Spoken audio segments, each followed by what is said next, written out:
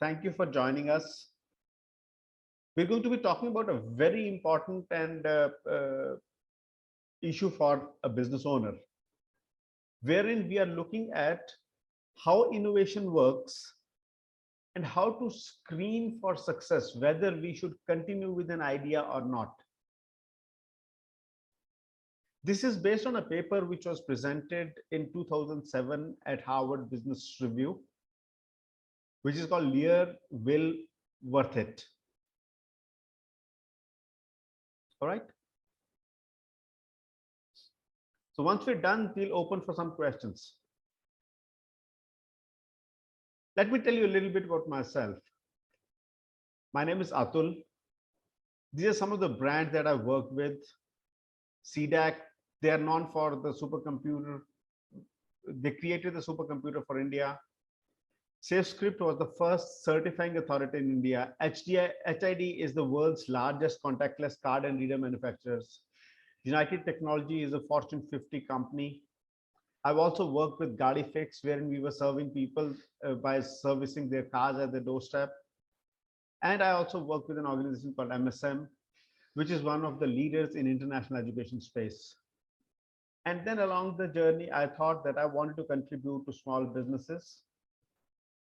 This is where I started eGrowth. eGrowth stands for exponential growth.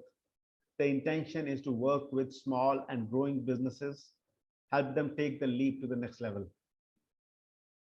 eGrowth as an idea was started in 2014. And today, as we speak, we have a community of around 50,000 business owners. During this journey, I published two business models. One was the eGrowth framework, and the other one was the leverage model, which helps you design your business. And I am also an author of two books. One is Golf, Mastering Business Success. And the other one is Opportunity, Your Journey from You to Yes. So this was a little bit about myself. Let's get down to the topic for today. Today, we are talking about screening for success. How do you identify whether an innovation that you're planning in your business, you should go ahead with it or not? So this is all about innovation in business. We'll be talking about two aspects. The first one is the risk matrix. How do you look at what is the level of risk that you're taking in bringing that innovation to the table? And second, how do you screen for success? Let's come down to risk matrix. This is a very interesting piece which tells us or guides us about the probability of failure of an innovation that we're bringing in our business. So the horizontal line or the x-axis, it talks about the intended market. And the further we go away, the market is removed from where we actually operate. So the initial piece, this is the existing market where we as a business serve. The next one, the dark blue color, this is the market which is adjacent to our existing market. The next one is one step away. The one beyond that is two steps away. And the last one, that is farthest away. Now, on the other side, on the vertical axis, the y-axis, we are talking about what is it that as a business we've already been doing. Next is the offerings which are closer to our existing business, which is adjacent to our current offerings. And the third level is offerings which are new to the company itself. All right. So this risk matrix says the highest level of comfort is when we are creating products which are similar to our existing products, and they are directed for the same market with which we are accustomed. The next one is the adjacent market and adjacent offerings. The third one is new products to the company for a market which is new to the company as well. And beyond that, we're talking about offerings which are very far away from what we're actually creating, and for a market which we have absolutely no idea. So as we keep on going far away from our current scenario, the risk keeps on increasing. The chances of success keep on depleting. Let me just give you some examples here. So here, if we see each dot, it represents the amount of possible success of a product. So if we see the highest density of the products and services are in the comfort zone, wherein we are talking about the same set of offerings to the same set of market. The next one, wherein we are offering products in the adjacent category to the market which is adjacent to our existing market. This is also where there is some amount of success possible, and the density is the second largest. The third one, there is lesser one, and the fourth is even less, and the fifth, where the risk is the highest, there are absolutely no products or offerings. So as a business owner, we need to figure out, when I'm creating a new product or a service, what is the likelihood of us being successful in that business? And that is what we are going to talk about. So for this, the method that we are going to use is called RWW, which is real, win, worth it. And the next couple of slides we will use to arrive at that. So real, win, worth it, it's a simple but a very powerful tool built on a series of questions which are related to the product that we are bringing in. So it need not be a product, it can be a product, it can be a service, or it can be a solution, which is a combination of product and services. The second piece is the potential market, where we are going to direct this product or service. The third piece is our ability as a company to serve. And the fourth element here is the competition. How is the competition geared? How are they likely to behave? All right. We look at these four elements. In the next couple of slides, you will see that this will give a fair idea of how we can take a yes or a no decision. All right. So the first piece is it real? So when we ask this question, is this real? It has two elements to it. The first element is, does a market exist for this product or a service? And for this, the questions that we have, I'll just come to those. The second piece is the product real? All right. So let us look at the market piece. There are three questions to it. Is there a need or a desire in the market? In the sense, are there people who will consume our product or services? Second, does the customer have the ability to buy it? Do they earn enough to pay for at a price at which we want to sell the product?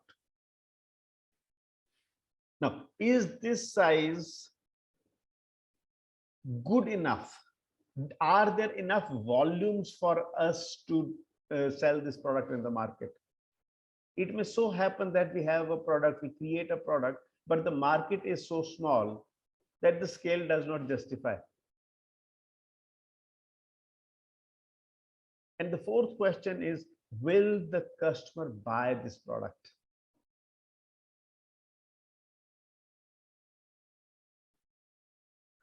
Now let us look at from the product perspective.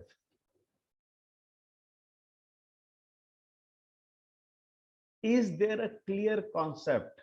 What this means is the customer able to relate to the product? It should not happen that the customer starts feeling like an alien. Next is there enough technology and an ecosystem available to make that product, to manufacture that product, or assemble that product? And will the final product serve the market? So when looking at, is this real? We are looking at the product market fitment. One, whether the product is real, whether the product will be consumed, whether it is viable. Second, is there a market for this kind of a product? Once we've done this, we move to the next question, which is even more important. As a company, can we win? In the sense, do we have the required infrastructure, know-how, finance to deliver this product to the market? So here the two questions that we ask is, can the product be competitive?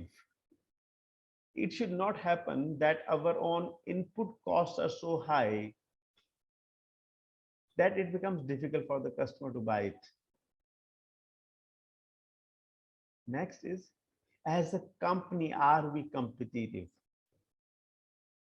So let's go further deep into this. The third piece. Can the product be competitive? What that means is, does our product have a competitive advantage? In the sense, when we look at what else is available in the market, how the consumer is satisfying his existing needs, then does our product have something over and above the basic requirement that the customer has? And this advantage that the product has, can that be sustained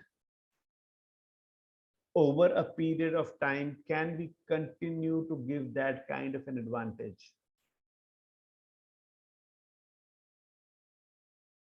And as an educated guess, what do we think? How will the competition react to this? Whether they will come with new products, whether they will enhance the existing products, whether they will put in more money in the market, they will try to price us out. What is the kind of reaction that the competition would have?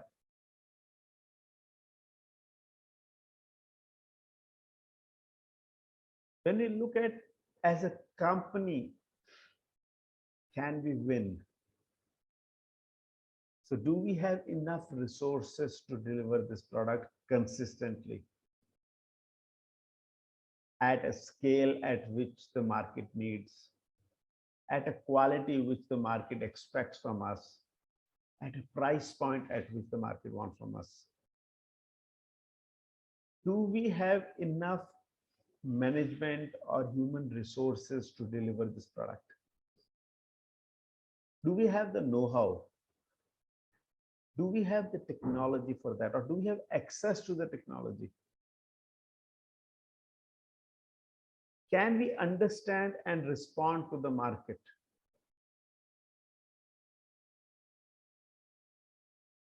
Do we have enough resources to go and do some market research, to listen to the customer? Once we've arrived at this, once we realize that the product is real in the sense it is viable, the product market fitment is there. Second, we are aligned to win with this product. Then we look at whether the investments that will go into this product, whether they are worth it. Is it worth doing this product or a project? Here again, we look at two aspects. The first one is, will the product be profitable at the accepted risk? In the sense, is the product viable? Are we going to make money out of it or not? And does it make a strategic sense? Is this in line with what we are known for? Okay. So to dig deeper into this, will the product be profitable at the accepted risk? Is what are the kind of forecasts that we have in mind? How much do we think that this product will sell? Is it worth taking this kind of a risk? Then we look at, does launching the product make strategic sense? Does the product fit into the overall growth strategy of our company? Will top management support it? The kind of investment that is required, the kind of time that is required, the kind of energy that is required. Is the management willing to invest in that?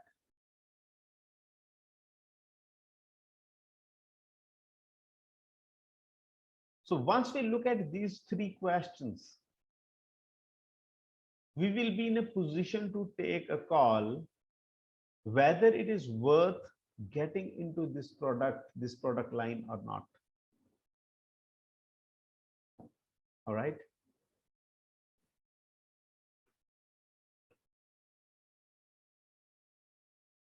So with this, I bring you to another interesting perspective. Is your business designed for innovation? Is your business capable of, do you have the kind of resources to be sustainable over a period of time? So there are three elements to a business. This is what I keep on telling. The first one is design. This is the phase where you are in the create phase. Are you starting up? You're driven by the future. Second one is the development phase. This is where you're driven by growth. And you're consistently looking at what else is required today so that we grow every day. Once the business is kind of established, the next stage is diversification. That's the logical end. How would you monetize your business? How would you exit your business? Or how easy will it be for the next generation to inherit this business? So diversification is all about monetizing. How much can you, how mature is it to be replicated or to be duplicated across the country, across the world? Some characteristics of well-designed businesses, and these are highly profitable businesses. There's consistent growth in these businesses. And these businesses make enough money to create a buffer for bad times. and they operate in the leverage quadrant. What that means is this business is not dependent just on the money which is being put in. This business also leverages various resources: man, money, machine, method, material, all of them. A well-designed business has multiple inputs, parallel processes, and profitable outcomes.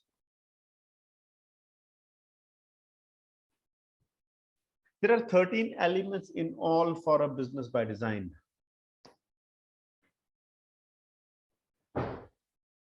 The first piece, as I said, is design. Second is develop.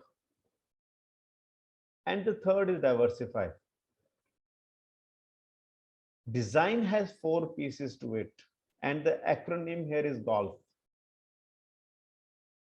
which is the game plan, the opportunity that you're addressing, the lifeline of your business, which is the product, and the future that you're going after. The second phase, which is the development phase, that has 5 elements to it. Do you have a structured sales team? Do you have a plan or a structure for collaboration? Do you have all different elements of a structured organization?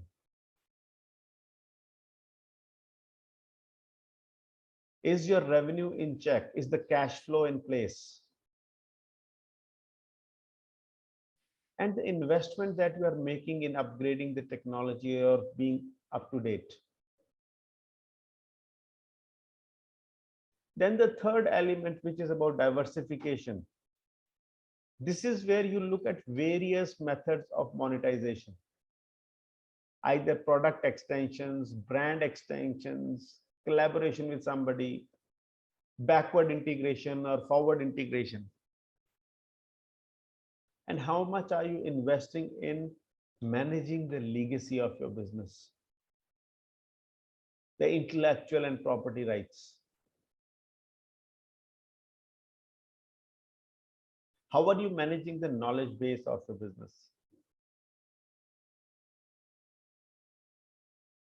At this stage, I urge you to make the great shift. The great shift from speaking to listening. Listen to your customer. From expenditure to investment. Invest in your customer. And from my way to customer's way. So start co-creating your product with your customers. At the end of the day, your business exists to help the customers. All right. So design brings workability. It also brings a state change. If you are somebody who's looking for a state change, then there are certain things that you need to look at. How the industry is moving, the direction in which the country is going, how the import or export situation is there. So I put some statistics here, those might be helpful for you. The India MSME story. So India has close to 6.4 crore MSMEs. That is 63.38 million MSMEs.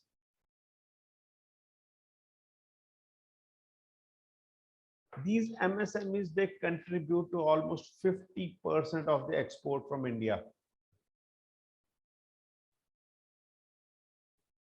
And the interesting piece is there are only 1.5 lakh exporters or 150,000 exporters in India. So the scope is much, much, much higher. Let me share some more numbers.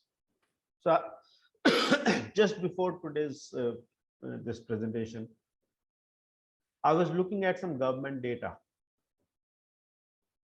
and here is a press release from the month of August itself. So maybe around 10 days back. And the official press release of Government of India says that India has touched highest ever merchandise exports of $422 billion.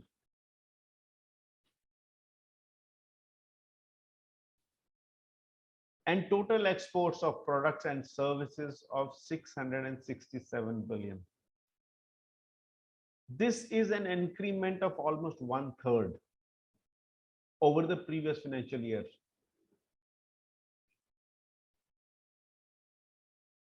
And in this fiscal, by July 2022, exports have reached $156 billion, which is 19% higher than last July. The engineering goods exports stands at $38 billion, which is 8% higher than the previous year. Ready-made garments exports has increased by 22%. Agriculture-based exports have grown by almost 20%. So here's a link, you can go and read more about it. But the bottom line is the business is showing an upward growth, especially the international business. So this may be a great time for you to relook at your business and orient it towards the global piece. There's a lot of thrust from the government and also the international events which are happening.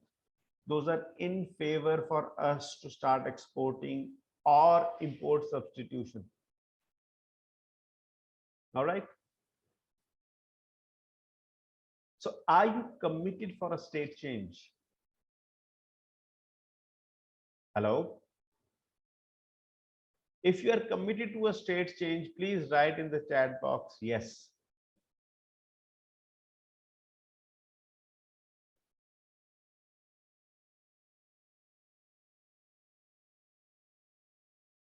Thanks, Rehan. So if you're committed to for a state change, then you must participate in the leverage model blueprint. And I will not bore you at this stage by telling you more about the leverage model blueprint. If you want to participate, write to me separately. But I will tell you how will you benefit. How will you benefit is, one, you will be able to stop losses in your business by way of identifying gaps, by discovering areas which are not working well, and also looking at failed systems or structures in your business.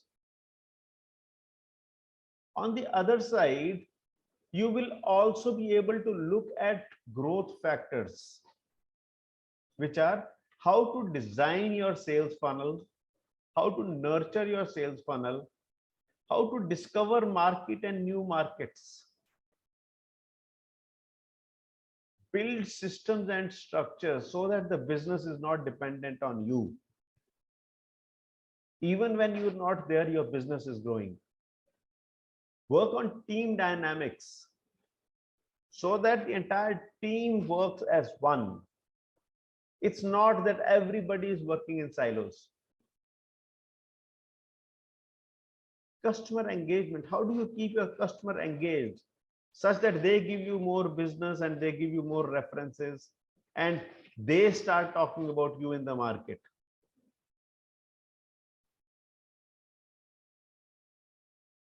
Next is influencer engagement and mentors who can help you take your business to the next level.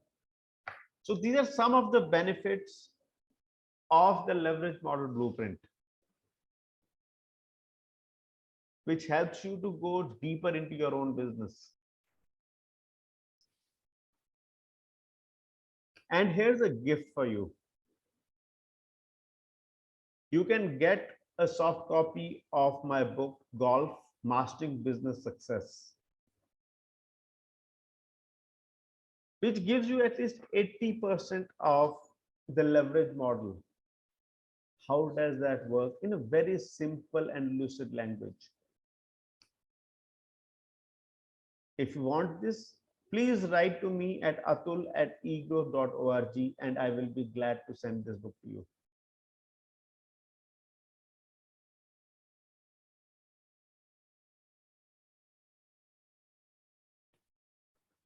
So at this stage, I'll open it for any questions that you may have.